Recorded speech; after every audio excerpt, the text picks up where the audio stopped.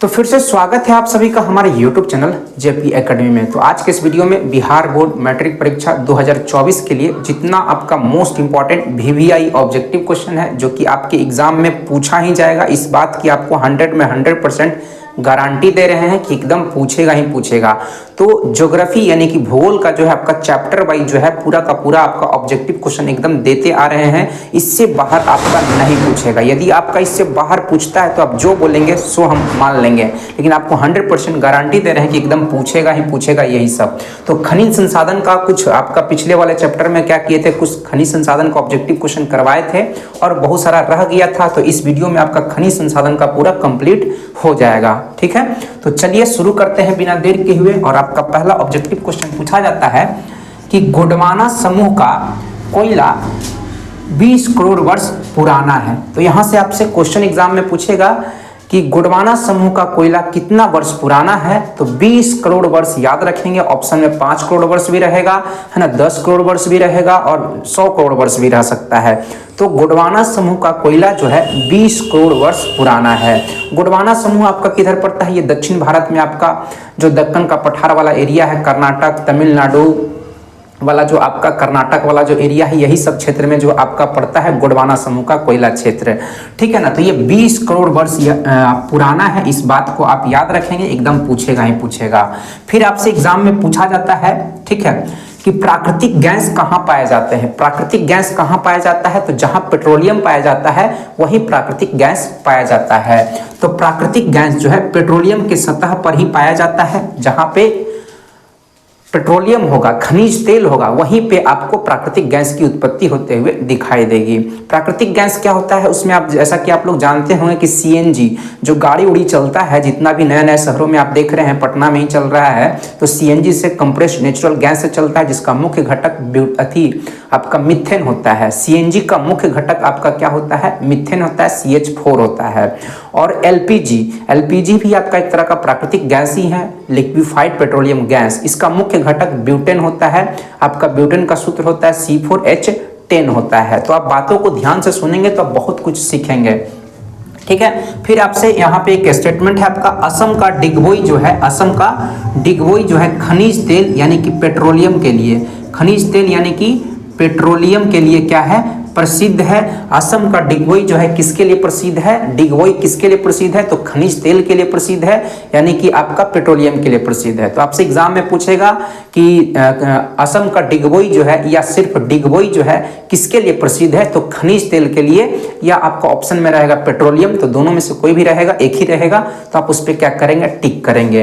यानी कि असम का डिगबोई जो है खनिज तेल अर्थात पेट्रोलियम के लिए प्रसिद्ध है। सबसे पुराना पेट्रोलियम का कुआं जो है ना, खनिज तेल का कुआं जो है कहाँ है, असम का डिगबोई है। असम का डिगबोई जो है ये खनिज तेल का, पेट्रोलियम का सबसे पुराना, भारत का सबसे पुराना क्या है, कुआं है, ठीक है, खनिज तेल का कुआं है, खान कह सकते हैं, जहां से पेट्रोलियम भारी मात्रा में निकाला जाता है, ठीक है। फिर आपसे यहां से पूछा हुआ है क्वेश्चन, सारा का सारा कहीं ना कहीं पूछा हुआ है ना, और ध्यान से आप सुनते रहेंगे। अंकलेश्वर, अंकलेश्वर किसके लिए प्रसिद्ध है, तो पेट्रोलियम के लिए प्रसिद्ध है। अंकलेश्वर कहाँ पड़ता है, गुजरात में पड़ता है।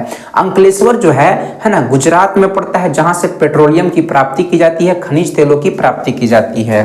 फिर आपका मुंबई हाई पूछा जाता है। मुंबई हाई किसके लिए प्रसिद्ध है, तो खनिज तेल के लिए ही, पेट्रोलियम के लिए ही प्रसिद्ध है। मुंबई हाई जो वहां पे एक जो है सागर सम्राट नाम का एक जलयान बनाया हुआ है, नाव बनाया हुआ है, जहां से क्या कहता है, खनिज तेल पेट्रोलियम की प्राप्ति की जाती है, जिसका नाम है मुंबई हाई, जो महाराष्ट्र राज्य में पड़ता है। फिर आपका भारत में सबसे पहले आपका दार्जिलिंग में, कहाँ, दार्जिलिंग पड़ता है आपका पश्चिम बंगाल में, यहाँ पे जल विद्युत संयंत्र स्थापित किया गया था। तो आपसे एग्जाम में पूछा जाएगा कि भारत में सबसे पहले आपका जल विद्युत संयंत्र, मतलब कि जो नदियों पर बांध बना करके जो जल से बिजली का उत्पादन किया जाता है, उसका मशीन जो है, संयंत्र जो है, डिवाइस जो है, सबसे पहली बार कहाँ लगाया गया था, तो दार्जिलिंग में लगाया गया था। कहाँ लगाया गया था, दार्जिलिंग। दार्जिलिंग आपका पश्चिम बंगाल में पड़ता है, कहाँ पड़ता है, पश्चिम बंगाल में पड़ता है। दूसरी बार जो है दुसरका जो लगा वो शिव समुद्रम नामक स्थान पर लगा, ठीक है। तो पहला आपसे पूछा जाता है कि जल विद्युत संयंत्र सबसे पहली बार भारत में कहाँ स्थापित हुआ, तो दार्जिलिंग याद रखेंगे। दार्जिलिंग ये आपका पश्चिम बंगाल में पड़ता है। और दार्जिलिंग चाय के लिए भी बहुत ही प्रसिद्ध स्थान है। दार्जिलिंग जो है चाय के लिए, टी के लिए, चाय के लिए बहुत ही प्रसिद्ध स्थान माना जाता है। यहाँ बहुत उन्नत किस्म के चाय का उत्पादन किया जाता है। फिर आपसे पूछेगा एक यूनिट का अर्थ होता है, एक यूनिट का अर्थ क्या होता है? एक यूनिट का अर्थ होता है 1000 वाट बिजली का इस्तेमाल जो है एक घंटा तक होता है, तब उसे एक यूनिट कहा जाता है ना। आपके घरों में जो बिजली खर्च कर रहे हैं, बॉल जला रहे हैं, मरकरी जला रहे हैं, बहुत कुछ जला रहे हैं, है ना, बहुत सारा फोन चार्ज कर रहे हैं, तो 1 यूनिट खर्च होता है। तो मतलब आप समझेंगे कि 1000 वाट जो है 1 घंटा में इस्तेमाल हो रहा है। वाट जो है आपका शक्ति का इकाई होता है। वाट जो क्या होता है? शक्ति का इकाई होता है। फिजिक्स में आपसे पूछ सकता है एकदम। फिर आपका है एक लाइन है आपका, भारत में सबसे पहला परमाणु रिएक्टर जो है तारापुर 1955 में स्थापित किया गया। तो आपसे क्वेश्चन क्या पूछेगा यहाँ पे कि भारत का सबसे पहला परमाणु ऊर्जा गृह या परमाणु रिएक्टर कौन सा है या कहां स्थापित किया गया, कब स्थापित किया गया, इस तरह से क्वेश्चन एकदम पूछेगा ही पूछेगा। तो तारापुर कहां पड़ता है? महाराष्ट्र में पड़ता है। यहाँ पे 1955 में जो है आपका क्या किया गया है ना, परमाणु ऊर्जा गृह, परमाणु रिएक्टर का स्थापना किया गया, जहां से क्या किया जाता है, यूरेनियम से, थोरियम से, इन सभी चीजों से ऊर्जा की प्राप्ति, इलेक्ट्रिसिटी, विद्युत का उत्पादन किया जाता है ना। बहुत सारा आपको बता चुके हैं, पिछले वाले वीडियो में बताए थे, जैसे कि आपका तारापुर परमाणु ऊर्जा गृह है, उसके अलावा कैगा कर्नाटक में है, तारापुर तो महाराष्ट्र में पड़ता है, कैगा परमाणु ऊर्जा गृह आपका कहाँ पड़ता है? कर्नाटक में पड़ता है। आपका काकड़ापाड़ा कहाँ पड़ता है? गुजरात में पड़ता है। इस तरह से करके कलपक्कम आपका तमिलनाडु में पड़ता है ना। रावत भाटा आपका राजस्थान में पड़ता है। इस तरह से करके आपको पिछले वाले वीडियो में बता दिए थे, तो जो बचा हुआ है इस वीडियो में आपको बता रहे हैं। फिर आपसे पूछेगा यहाँ पे, ध्यान देंगे, ये आपका लाइन है, सौर ऊर्जा, बायोगैस, पवन ऊर्जा, ज्वारीय ऊर्जा, है ना, गैर परंपरागत ऊर्जा है। सौर ऊर्जा, पवन ऊर्जा, ज्वारीय ऊर्जा, बायोगैस ऊर्जा, आपका ये सब क्या है? गैर परंपरागत ऊर्जा के स्रोत हैं। तो आपसे एग्जाम में क्वेश्चन 2 तरीके से पूछ सकता है कि गैर परंपरागत ऊर्जा स्रोत के निम्नलिखित में से उदाहरण कौन से हैं? तो इसमें से कोई एक उदाहरण दिखाई देगा, या कहेगा कि गैर परंपरागत ऊर्जा स्रोत के उदाहरण कौन नहीं है, नहीं के अर्थ में भी पूछ देगा। तो आपका 3 गो इसमें का दे देगा, गैर परंपरागत ऊर्जा का 3 ऑप्शन दे देगा, एक गो जो है परंपरागत का दे देगा, ठीक है, तो छांटने में आपको सुविधा हो जाएगा। तो फिर आपका है कोयला, पेट्रोलियम, प्राकृतिक गैस, ये तीनों आपका पारंपरिक ऊर्जा का स्रोत का उदाहरण है। पारंपरिक ऊर्जा के स्रोत हैं कौन कौन? कोयला, पेट्रोलियम और प्राकृतिक गैस, ये तीनों के तीनों आपका है ना पारंपरिक ऊर्जा के स्रोत हैं माने जाते हैं। तो आपसे क्वेश्चन पूछ सकता है कि निम्नलिखित में से कौन पारंपरिक ऊर्जा के स्रोत हैं? तो कोयला, पेट्रोलियम, प्राकृतिक गैस तीनों में से रह सकता है, एक ऑप्शन इनमें से सभी रहेगा, तो सभी पर टिक करेंगे, ठीक है। और कौन परंपरागत ऊर्जा के स्रोत नहीं है? तो 3 वो ये रहेगा, एक वो आपका गैर पारंपरिक ऊर्जा का उदाहरण दे देगा, तो वो आंसर हो जाएगा। बातों को समझिए, ठीक है ना, समझेंगे तो आप आसानी से सॉल्व करके आ जाएंगे। तो इस तरह से क्वेश्चन पूछेगा कि कौन गैर पारंपरिक ऊर्जा का स्रोत का उदाहरण है, कौन पारंपरिक ऊर्जा स्रोत के उदाहरण है, इस तरह से क्वेश्चन आपको आएगा। तो यदि आप इन दोनों स्टेटमेंट को बहुत अच्छे से पढ़ लेते हैं, लिख लेते हैं, तो आपका एकदम नहीं छूटेगा, ठीक है। फिर आपका खनिज तेल का विशाल भंडार कहाँ है? असम है ना।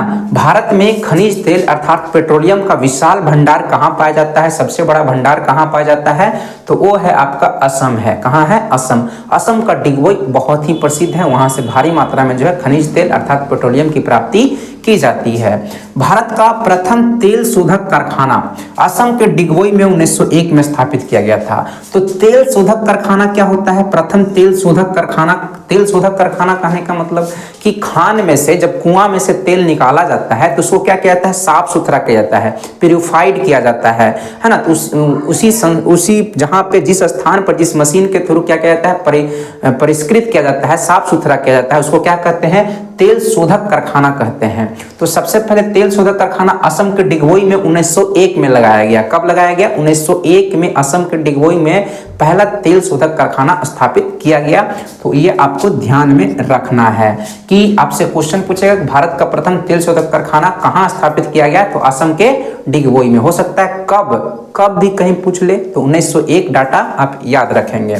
फिर आपका पूछेगा झरिया किसके लिए प्रसिद्ध है? तो झरिया कोयला के लिए प्रसिद्ध है। झरिया आपका झारखंड में पड़ता है। कहाँ पड़ता है? झारखंड में पड़ता है। उसके अलावा आपका बोकारो भी कोयला के लिए प्रसिद्ध है, जो कि झारखंड में पड़ता है। तो झरिया ज़्यादा आपका पूछ सकता है, ठीक है। फिर आपका घाटशिला, घाटशिला आपका कहाँ पड़ता है? ये आपका झारखंड में पड़ता है और ये तांबा के लिए प्रसिद्ध है, तांबा की खान के लिए प्रसिद्ध है घाटशिला। और आपका खेतड़ी बताए थे, खेतड़ी, खेतड़ी आपका राजस्थान में पड़ता है, जो कि आपका तांबा के खान के लिए ही प्रसिद्ध है। फिर आपका है राजस्थान में सौर ऊर्जा प्राप्त करने की अधिक संभावना है। आपसे क्वेश्चन पूछेगा कि सौर ऊर्जा प्राप्त करने की अधिक से अधिक संभावना निम्नलिखित में से किस राज्य में है? ऑप्शन रहेगा आपका राजस्थान रहेगा, उत्तर प्रदेश रहेगा, बिहार रहेगा, कुछ भी ऑप्शन दे देगा, 4 राज्य का नाम दे देगा, उसमें से एक राजस्थान रहेगा।